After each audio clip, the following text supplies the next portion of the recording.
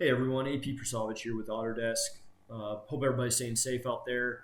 Really, the intent of this article, these videos, is really just to provide some resources to our customers that are finding themselves in a new working condition.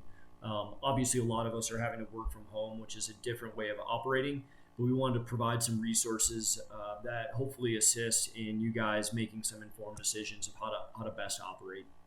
So today we're going to focus in mostly on Revit desktop user options. And to start, just generally, we're going to talk about mobile workstations and the system requirements behind it. For Revit projects specifically, I highly recommend everybody check out, if you do find yourself in the situation having to acquire new hardware, go in and check out the Revit products page for system requirements. Really, you have a jumping point of any of the Revit project year-over-year releases to understand the specific hardware requirements that you should expect to meet to operate Revit effectively on a local machine.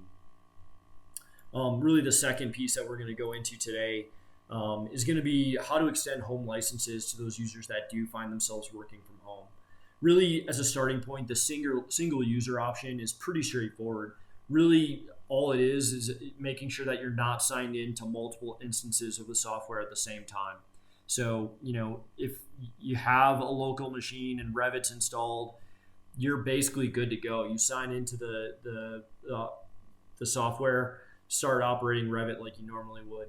Really, the only consideration there is if you actually have to share files with anyone. And we'll definitely talk through some options of that. But in terms of the other options in home licensing, the other big one is the multi-user licenses. And really, for managing multi-user licenses or anybody on a maintenance plan with a network license, you actually have to request a license or borrow one from the server, and only administrators are eligible to make those type of requests. So we'll provide all these links in a follow-up of this article, but really there's this landing page for account management where you can go ahead and get started for that home use license request. Okay. And really when we talk about Revit workflows, we're trying to think about how many users need to have access to a model at any given time. If you do find yourself in a scenario where you need to provide access to multiple users, it might be a good time to look at using a BIM 360 design trial. It'll basically allow you to host your Revit models in a cloud environment and have as many users connect to them as possible. And again, we'll provide some additional resources of how to best utilize that trial in further videos here.